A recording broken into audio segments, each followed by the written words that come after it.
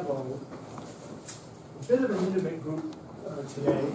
I was asking you about your presentations because I want to attend as many of those presentations as I can. We only have, I'm going to leave it up to you. We have a total of 4 meetings left, today and tomorrow and next Thursday and Friday. And keeping with my promise, which is really part of the way this course has been designed and the way I want to design the course going forward, to be able to pivot and react so as to cover topics that might be interesting to you or recent in the news and things like that. One of the things I wanted to do today is to step aside from the subject matter of copyright just for a minute and maybe talk a little bit about that Oklahoma case which occurred this week, because it occurred to me that you're all students at a university and you may actually wonder what sort of free speech rights you have and what sort of free speech rights or limitations would be appropriate. But before I do that, one of the things I wanted to do, again, in keeping with my promise to myself and to you that I'll try to react and shape this course along the lines that are most interesting to you. I have some options to offer you for the last 3 lectures. And I'd like you to maybe tell me what you think is most interesting. Today I was going to talk a little bit about free speech if it's of any interest to you. Then I was going to maybe cover very lightly a little bit more on copyright in order to sort of set you up for the expert that I have in copyright coming in tomorrow.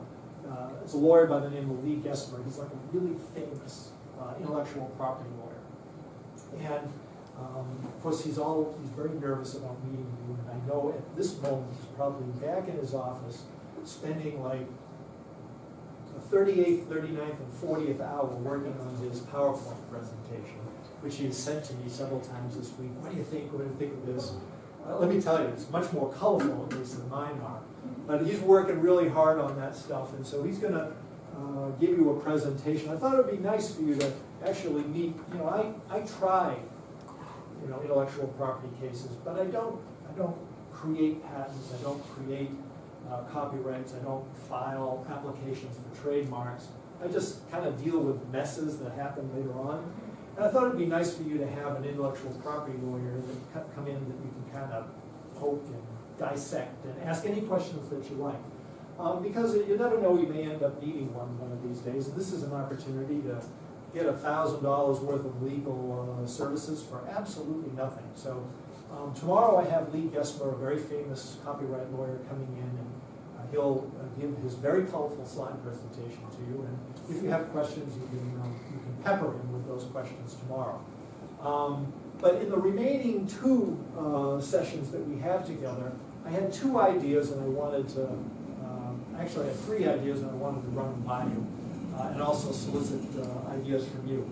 One idea I had, because one of the students here asked about it, was what do we need to know as we graduate and try to start a startup, create a startup? What do we need to know from the business law side? How do you start a startup? How do you create equity partnerships? How do you structure an agreement so that you don't end up doing all the work and your partner who's getting 50% of the income doesn't do anything? Which is, by the way, something that happens lots of times. I always, at least once a year, I get a call from somebody who's been out of school maybe 5 years, has created their own startup. They're having either trouble financing it, or they're having trouble with an equity partner who isn't pulling their fair share of the weight. And so one of the things I thought, if it's of any interest to you, is I can have one of my law partners come in here who specializes in starting, in structuring startups. You can come in here and you'll come in here and you can ask them any questions that you want about how you start a startup. once you have that degree in your hand, how do you turn that into money by creating, a small company? So that's one option. The other option I had, and we talked about at the beginning of the class or the beginning of the semester, was employment contracts. I know one of these days, if you don't start a startup, somebody's going to stick an employment contract under your nose. Last night I got an email at like 11 o'clock at night from a former student here who's been out for about 10 years, chemical engineer, and just got this huge promotion at this big company. They're going to be flying all over the world, and she's really excited about this new job. And, oh, Steve, they're going to pay me, X amount of dollars, and it's going to be an enormous amount of money. And, oh, by the way, here's the contract that they're giving me. And what's this non-compete? What's this intellectual property provision here? What am I supposed to do? And as I read the contract last night, I realized that it's not as great a job as she thinks it is. The money may be really big, and it is, but what this company is expecting to get from her in return may sort of temper her enthusiasm for this new job.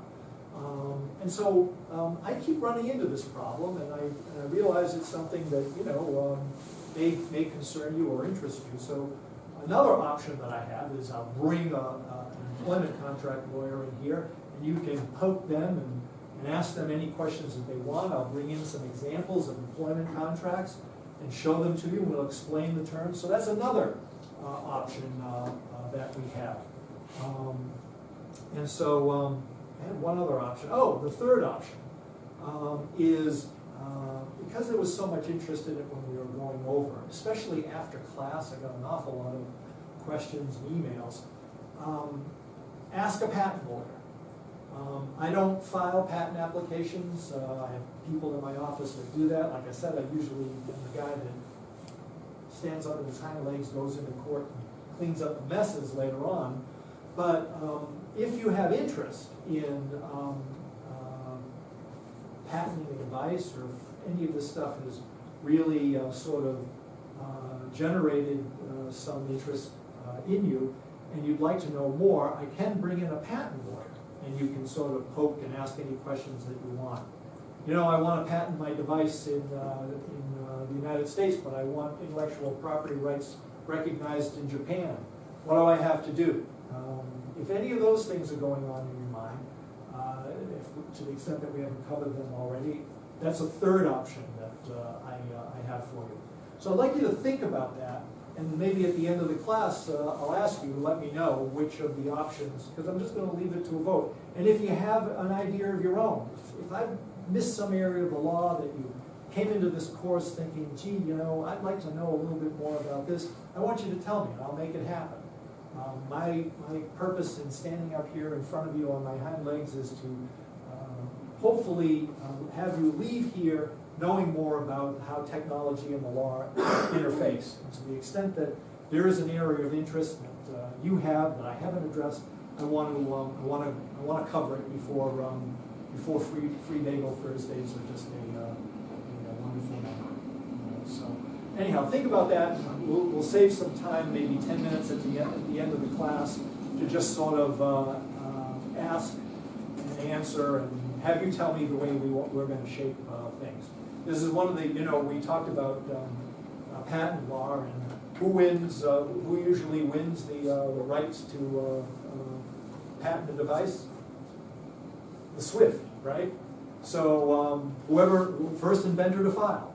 So who gets to shape the law and technology class? The people that show up. So you're going to be able to make the decisions for everybody else in the class. All right, with that, I was sitting at home at some night, I don't know what night it was, watching TV this week, and I watched this hideous video, which I'm sure you've seen, of this nincompoop, member of a fraternity at the University of Oklahoma, stand up and give on some bus. And I have watched, as CNN has breathlessly reported each moment of every day what's been happening. But I'm sure this is something we've all at least seen. Of course, it's like the ugliest things in our society, they're inescapable. They're like whack-a-mole. They pop up. You know, they're not like spring flowers, which are rare. You know, the ugly things in our society tend to pop up like whack-a-mole, and so you can't really avoid them, especially if you have a TV or if you're anywhere near one. So I was watching this idiot on the bus and listening to his racial chant and looking at the faces of all the students on the bus with him. And I thought of you guys, and I thought of how free speech rights, you know, affect in a real way what happens to you every day on campus. You know, you probably never, fortunately, run into an idiot like that guy on the bus, but you know, it made me start thinking about how free speech really is something that maybe you need to know a little bit more about as students at a private university, which is a very significant kind of difference. And so, would anybody be interested in talking a little bit about that this morning before I cover my 5 or 6, you know, silly slides about that I want to sort of warm you up for Lee Gesmer tomorrow. I want you to at least know what fair use is. But I thought maybe we'd talk about that a little bit. I actually got up at 4 o'clock this morning and made some copies. Now, there's no test on this, but this is only if you're interested in it. Of some articles on hate speech, free speech in a university setting. Bless you. Ataswe. The French say ataswe. It's to your wishes. Who's the French person? Oh, good for you. To your liking, to your wishes. I always thought that was a better response to, you know, rather than some relic from the Middle Ages based on superstition and the Black Plague. So anyhow, there I was sitting there mindlessly going through the channels looking for the Daily Show or something, and I saw you know, this idiot standing up on the bus, and then of course I saw the very righteous president of Oklahoma University stand up there and, you know, put his fist down and say, we're not going to tolerate any of this at the University of Oklahoma. And I started thinking about you. I started thinking about how things have changed on college campuses since I went to college. So I'm sitting there watching the TV, and I pull out my computer and I start doing slides. And this is what I thought of. In recent years, a rise in verbal abuse and violence directed at people of color, lesbians and gay men, and other historically persecuted groups has plagued this country. And among the settings of these expressions of intolerance are college and university campuses, where bias incidents have occurred sporadically since the mid-1980s. And thinking especially of this most recent incident, outrage, indignation, and demands for change have greeted such incidents, understandably, given the lack of racial and social diversity among students, faculty, and administrators on most campuses. You know, we've been taught that this kind of speech is just absolutely unacceptable. But does it warrant dismissal from a university? One of the things that's happened is in response to these ugly incidents, which are fortunately few, universities, public and private, have come up with codes of conduct. You all have a code of conduct here at MIT that somebody, you know, in a shiny pinstripe gray suit sat down and wrote out, usually in collaboration with other people in shiny gray suits from other universities. And I've looked at a lot of these codes of conduct. I've looked at your code of conduct. And, you know, I should state at the beginning as students at a private university, your rights are very different than students at a public university. The Supreme Court decided a long time ago that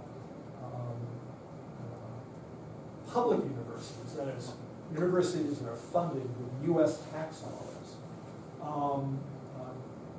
aren't going to be enclaves where free speech is excluded. Free speech is alive and well on public universities, like the University of Oklahoma. Free speech is not so alive and well here at MIT and at any of the other, I don't know, 350 private colleges and universities in this country. And just so you understand the difference between private and public, if you're a public university, it's simply one that's funded by federal and state tax dollars.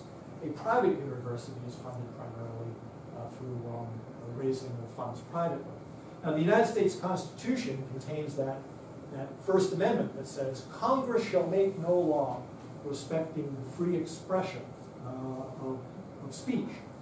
Now, since the United States Constitution, for the most part, only applies or limits the power of government, then only government institutions are required to follow the United States Constitution. Now, there are lots of laws. Massachusetts, for instance, has an anti-discrimination statute which applies to all people. So, you know, there are rules and legal responsibilities and remedies that you have against private individuals for discrimination and things of that nature. But when it comes to the United States Constitution, it only applies to government agencies and government universities. Private universities like MIT are different. And it's more like a contract that you have with MIT. Still, you know, nowadays, in my mind, the line between public and private universities is becoming more and more blurred. Because if you took federal funding away from MIT, you'd have to close the doors. So it's hard for me to say, you know, whether an institution is more public than private or more private than public. Because I think the rule has, or the difference has sort of become blurred over the years. But, and I think that points up one of the problems that you have as students, because you need to know where you stand. So I wanted to ask you guys, where do you stand when it comes to this guy, this idiot at the University of Oklahoma? I think we can all agree that that sort of speech is repugnant and distasteful and kind of makes you ashamed for a person like that. So I guess if we can all agree on that, what do you think of the remedy? What do you think of his being expelled? What do you think of you know, the right to express in a university unpopular, racist, offensive, you know, stupid things? Talk to me. What do you think? Should we tolerate it? Is this a place where it can be tolerated? Does that create a hostile environment for learning? What do you think about it? Do I make you uncomfortable by even talking about it? So talk to me. I'd like to know what you think as a student. What if somebody stood up in this class right now and or was walking down the hallway singing that song? What should happen to that person? Anybody? Let me show you what. This is what the Oklahoma president, and okay, I understand there's only one E or two E's in president. You will be expelled because of your leadership role in leading a racist and exclusionary chant which has created a hostile educational environment for others. The misspelling is mine, not the president of the University of Oklahoma. It was really late when I was doing this.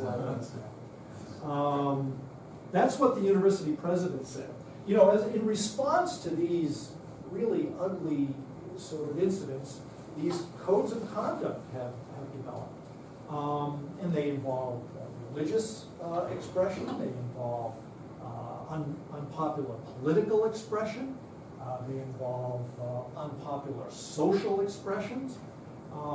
In this university, I think that if you went down the hallway singing that song or something similar to it, politically based, or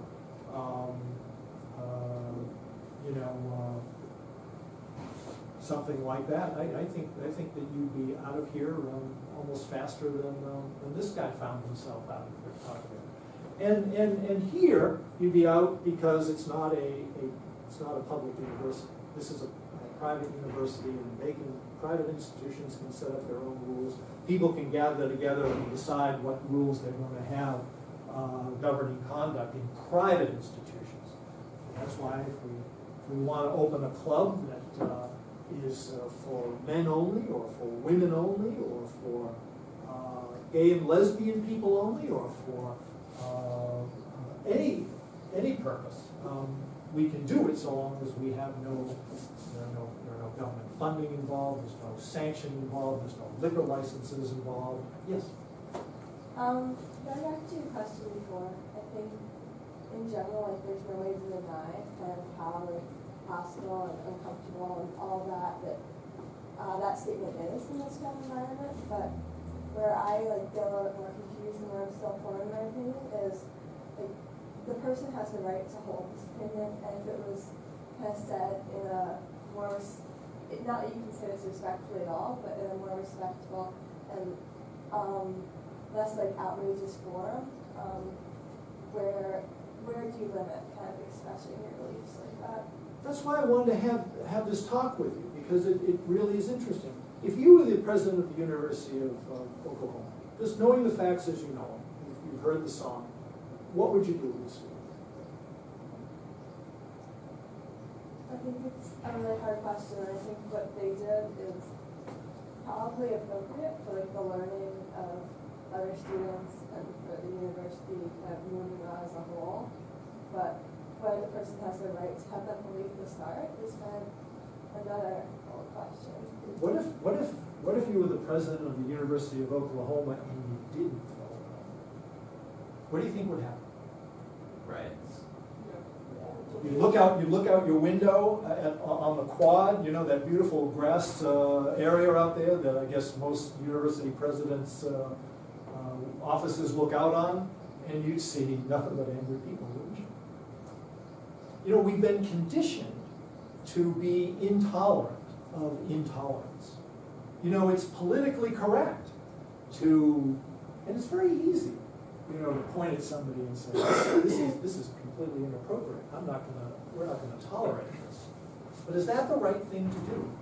What is a university?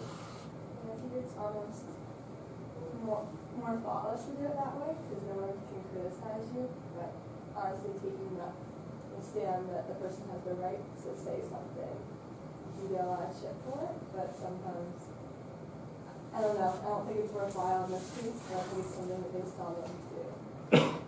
If you're the president of the University of Oklahoma, and you stand up there and say, look, at the University of Oklahoma, we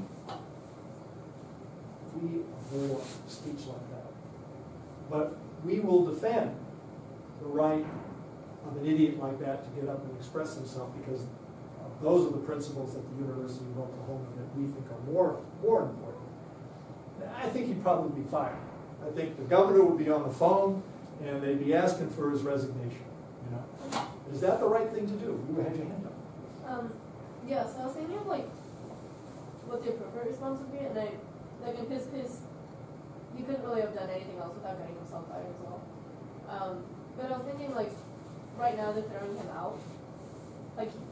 That's not really changing him at all, as a person. He's gonna still hold the same beliefs with the same fervor as he does, but I think it would have made more sense had he I haven't seen the speech, but You're not missing much. Yeah, I don't know. I think it would have been a good idea to kind of more educate him on what he was actually saying. You know, that's a really interesting point. What does it say about the university? What message is it sending to everybody else at the university? The kid's hopeless. They like, I mean, like they're not trying to reform it in any way. They kind of just like give up on him. That's a really interesting perspective. Yeah, yeah. He's not. It's not worth their time. Yeah, he's not recoverable. He's not rehabilitatable. But what does it say about the university as a whole? Let's say I'm sitting here watching the president on TV say, well, we're going to get rid of this guy. We're not going to tolerate that. And I happen to have the view, a view that's sympathetic to Palestinians on the West Bank. You know, that I don't, perhaps I think that they have grievances that they're entitled to feel because of the way they've been treated. Or switch it around. Well, let's say I think that all Arabs are terrorists. Or I think everyone that believes in a higher being is crazy. These are not uncommon points of view, but they're controversial. And what message do I get as someone that I'm sure no one in this room has ever had a controversial thought in their life? I'm absolutely certain that I can look at your innocent faces. I'm the only bad person in this room. So let me tell you, let me confess, as the only bad person here, I have a lot of controversial thoughts. They go through my head all the time. Fortunately, my head is not directly connected to my mouth, and they don't always come out. But sometimes they do. And what do I need to take from President Boren's message? What is he telling me about my controversial views? I think he's telling you to not voice them, and what he's making as a statement on the university's behalf is that we don't want to address the controversy, we just want to throw it out of our hands. You said don't say them. I think that's you could, you know, a hostile educational environment. Could someone please describe to me exactly what a hostile education environment looks like? What is it about this big and it has, you know, spots? I mean, what does a hostile educational environment look like? Can anybody describe for me exactly what that is? Well then, if you can't describe for me what that is, what speech is there that creates a hostile educational environment? Okay, we know standing up on a bus chanting a racist song creates, in the opinion of David Boren, a hostile, and by the way, many other people, a hostile learning environment. Okay, I think people that believe in angels are out of their minds, and they have no place in the university. Does that idea create a hostile educational environment? It's not a popular idea. And thanks for the question. I appreciate it. Take a bagel. Oh, thank you. Sorry, I have class. No problem. So rude. What is a hostile educational environment? What words have to come out of your mouth to create a hostile educational environment? I ask the question rhetorically because I don't think there are any words conceivable. Now, I can't think of any words that create a hostile educational environment, other than maybe I'm going to punch you in the nose right now. Something that incites to violence immediately, I think, creates a hostile educational environment. Yeah. Do you think the response would be different if he chose a different form? Because on the bus, people don't have the choice to get off or get on early. Yeah, circumstances matter. What if he stands up in a classroom and does it? Maybe, you know, that comes a little closer to creating a hostile educational environment. I think, particularly in this case, chanting it on a bus with a bunch of other idiots laughing at you, how is that creating a hostile educational environment? In which case, if it's not, then unfortunately we've got to protect the speech as creepy as it is, I think the correct answer there is you gotta protect the speech. And you can't expel someone for that. There's been, there's this understandable reaction to discriminatory and hateful speech and actions on college and university campuses. Everybody hates, for lack of a better term, that sort of intolerance. But the reaction has been these codes of conduct, which, I have a hard time defining. It's so vague that fill in the blank. Whatever sort of unpopular thought, and like I said, I've had unpopular thoughts. Whatever unpopular thought that you express can be said to create a hostile educational environment. And if it's that vague and that amorphous, then I think that those standards, those codes of conduct, aren't worth the piece of paper that they're printed on. They're as intolerant in many ways as the speech that they try to control by eliminating it. And so one of the things I thought that you might want to think about is what limits there should be on classroom discussions. I got booed in class once in law school. I stood up and I had my labor law professor was his name is Carl Clare. He's very well known, card-carrying member of the Communist Party. And he had views on labor law, which, he was a better communist than a lot of people in the Central Party in China. And he had views on labor law, which were, you might say, rather employee-friendly. And there was a time when we were talking about this case where this fellow was caught stealing from his employer. And he'd worked there for 20 years, and his family had been going through a hard time, and but he caught him stealing. And they found out that he'd stolen $100,000 worth of stuff from his employer, and they fired him. And Carl Clare stood up, being a very good communist, and he said, I don't think it's right. I don't think an employer should have a right to fire somebody who's just stolen $100,000 worth of your stuff. I think that should be, that should be a matter for binding arbitration. The union should collectively bargain and then have a grievance process where his fellow workers get to decide what to do with him. And I raised my hand in the back and I said, that's the craziest thing I ever heard. Somebody steals $100,000 from me and I can't fire him? I have to continue to pay him? That's the craziest thing I ever heard. Well, I guess Carl Clare was not the only card-carrying communist in my class, because the next thing I heard was, boo. I actually heard that. I never said a word in that class again.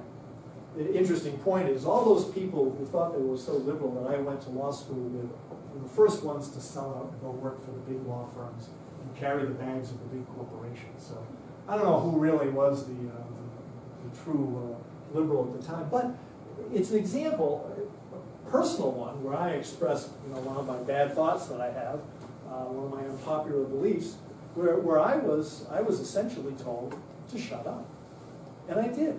Now, what effect did that have on the learning experience for me and everybody else there? And what effect does it have when we do try to limit speech in a university setting? The Supreme Court says that universities and colleges are the marketplace of ideas. A marketplace of ideas. So anyhow, I just wanted to show you a couple of things that these are some of the most beautiful words ever written. I found it in a case called Doe versus University of Michigan. It's a famous case by Judge Kahn. It is an unfortunate fact of our constitutional system that the ideals of freedom and equality are often in conflict. The difficult and sometimes painful task of our political and legal institutions is to mediate the appropriate balance between these two competing values. That's really what we've been talking about here today. And that's what the University of Oklahoma and all of us face. Every time we walk into a classroom, and we have an idea, like I had back in 1980, I was really, really sorry I went to law school that day.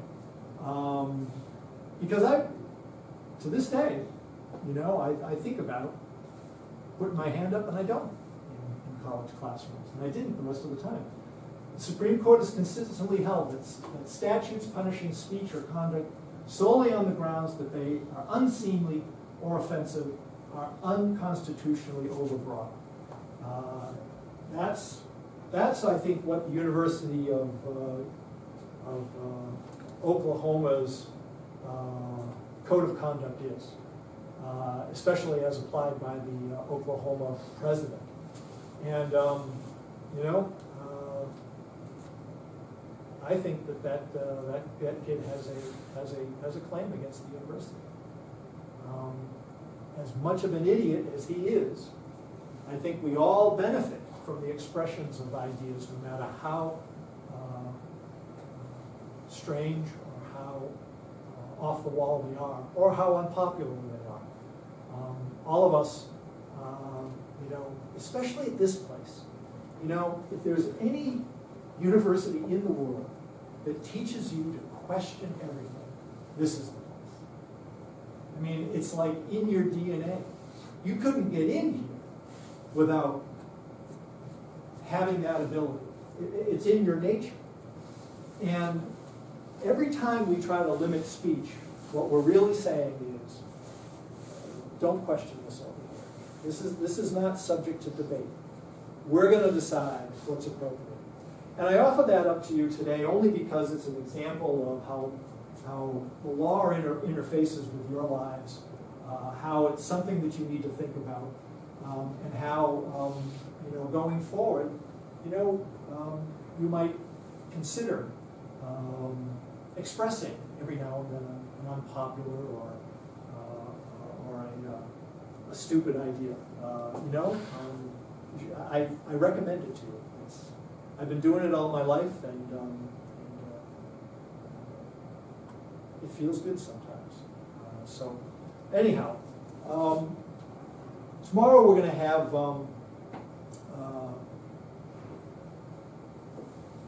this is a famous quote, and one more for you. This commitment to free expression must be unwavering, because there exist many situations where, in the short run, it appears advantageous to limit speech to solve pressing social problems, like at the University of Oklahoma, such as discrimination, discriminatory harassment. If a balancing approach is applied, these pressing and tangible short-run concerns are likely to outweigh the more amorphous and long-run benefits of free speech.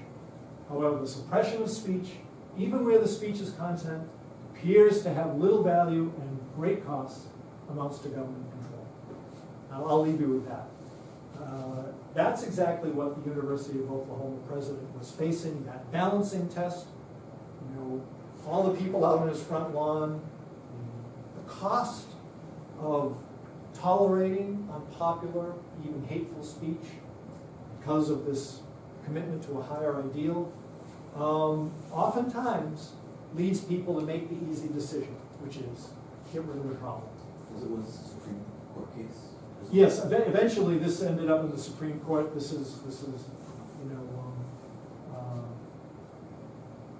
This particular quote comes from the lower federal court that decided this case.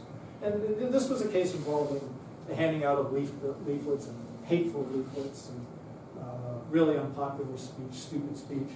But again, the courts have consistently, unlike university presidents, the courts have consistently come down on the side of protecting hateful, intolerant speech, so long as it does not incite to violence or something like that. Speech has always been protected by the United States Supreme Court, but not always by university presidents, and it's not always alive and well as much as it should be in private university settings. But you guys are the conscience of this place, and the reason I talk to you about this is because MIT isn't some kind of ideal. You are MIT. You are the conscience of this community. You get to decide what speech gets expressed. It's not the university president, it's you. You are MIT, and I recommend that to you. That's actually how I view this place. You are MIT. You are gonna decide what is right here. You are the conscience of this community.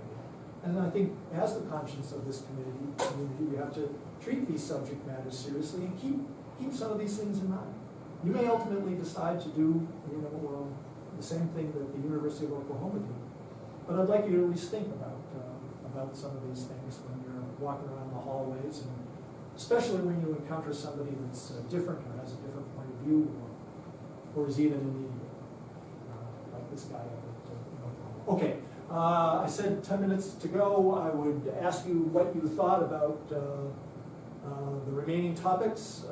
Anybody, who's for bring in a, what was it? What were the three options? One, yeah. Patent law, contracts. Okay. Who's for a contract law? What's for startup? Yeah. What should we do first? Startups. Raise your hand for startups. Okay, you got one hand for startups. Pick two, pick one. Yeah, we have two. You Okay. get two. You get two. It's like a restaurant. One from Colorado, one from Colorado. So, all right, let's start again. Ready? 1, 2, 3. Startups. Okay. Looks like one of the days is going to be startups. All right. So now that leaves it down to ask a patent lawyer or contracts. Everybody ready? Ask a patent lawyer or contracts. Contracts. I'll give the patent lawyer the bad news. All right, guys. Tomorrow is copyright with Lee Gesmer. Pretend we covered fair use. Nod your heads knowingly when he goes over it. He'll be thrilled if you ask him questions about it, because it's no fun for me to cover the subject and then have him come in. So we're gonna let Lee Gesmer till fresh soil tomorrow.